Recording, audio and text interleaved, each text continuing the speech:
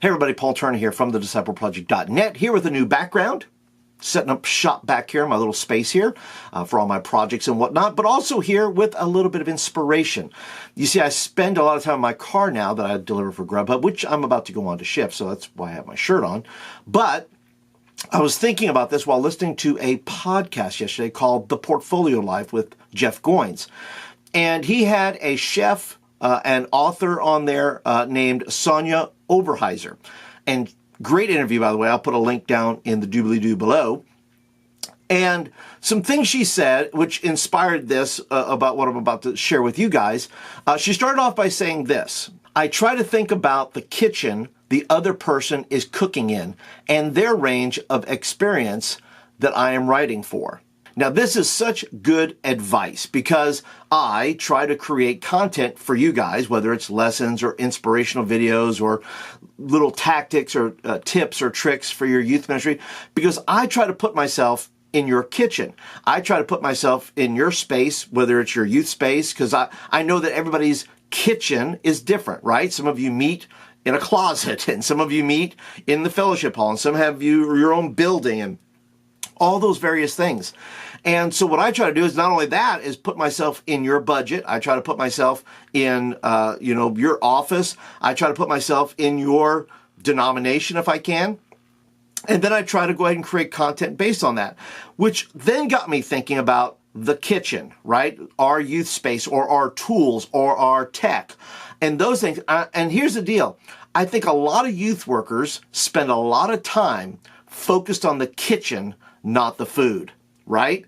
I have been to, and maybe you have too, been to places where the restaurant is not the best looking, but the food is dynamite. Think about all the food trucks you've been to. I'm a big food truck guy. If you've never been to a food truck, let me highly recommend it. They have limited resources, right? They don't have a full-blown kitchen. They don't have all the tools that maybe their restaurant has, but they're out on the road making great food. And of course, there are food trucks that don't do very well, but for the most part, the food trucks that I've been a part of, very good food. But they have limited resources. And we, as youth pastors, can do what we can do with what we have. It's not about the kitchen. It's about the food. And so I think there's just a lot of comparison going on, saying things like, well, I don't have what they have. I don't have, the kitchen they have. I don't have the equipment. I don't have the stuff they have to be able to have a successful youth ministry. And I could not disagree with that more. Listen, let me just show you a few things I have here. You see this pan here? This is a pan from my kitchen. I cooked eggs in this morning, okay? This is not, now someone would say, Paul, you're not supposed to cook eggs in that. Well, I cook eggs in that because that's the pot I had. I don't have a super expensive pan. I don't focus on, the equipment as much as I focus on what I want to cook. Now, listen, I'm not a big chef or anything, but I like to cook breakfast. I'm a big breakfast guy. And I think we focus on things like, we got to have pans, we got to have this pan, we got to have this tool, and we got to have this thing. And, we're inspired by gadgets. We're enamored with the stuff because we think the stuff is what's going to build our youth ministry. Now, listen, I understand that there are parts and pieces about that are valuable, right? I understand the value of a good youth room. I understand the value of some technology. I understand the value of those things. But listen, it's getting to the point where all the technology you need is in your pocket. It's on your phone. It's right here, right? It's right there. And listen, remember, the gospel is a relational gospel. It's a one-on-one. It's a conversation. It's a story. It's a narrative. It's a truth, which, technology can do great jobs with it, but it in and of itself doesn't transform, right? It's relationships, especially technology doesn't disciple people. We disciple people, right? So you don't need, for an example, a $1,600 blender, right, to make smoothies with. You also don't need a $1,700 grill to make great hamburgers. And I'm encouraging you, as ministers of the gospel, to not get caught up in, I need a better kitchen to make great food. Look, you have everything you need to have a great youth program. You do, because you have the technology you need in right here. It's called social, right? You can reach out, you can share, you can quote scripture, you can do a lot of things. You can pray for people, all these things. You make videos, you can do everything you want, right? You can, display your youth program every week. You can, you have Instagram, you have these things. Now listen, I'm assuming, based on the fact that you're a minister of the gospel, that you're praying and reading your Bible. Those are essential, right? Those are the things you need in your cupboard, so to speak. There are standards. They are staples in the gospel. So I'm assuming that you are praying, reading scripture, having a gospel-centered youth ministry and all that kind of good stuff. But what I am saying is you don't need all the tools to do whatever it is you're going to do.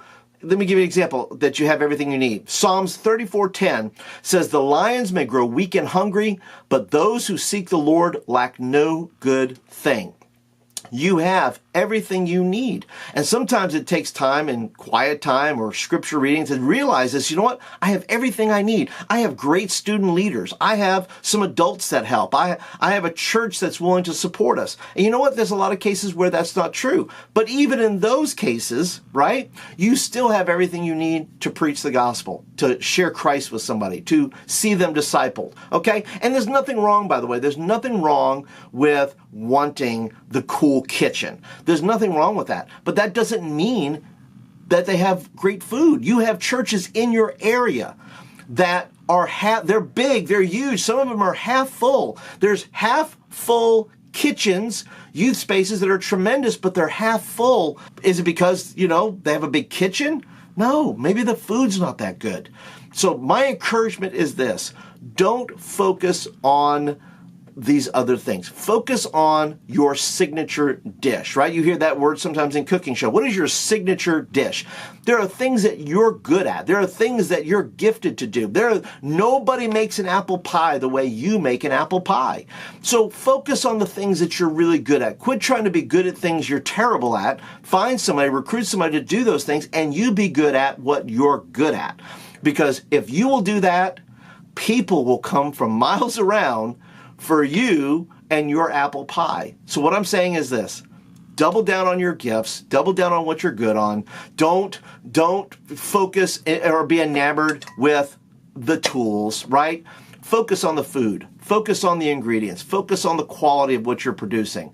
And I will say this, that if you can up your game in sense of quality and believing that you have everything you need, that God's given you everything you need to do everything He's called you to do, I'm going to say that your youth ministry is going to see some growth, whether that's wide or deep. Either way, both are good. And sometimes they both happen when we get really focused on the food and not the kitchen.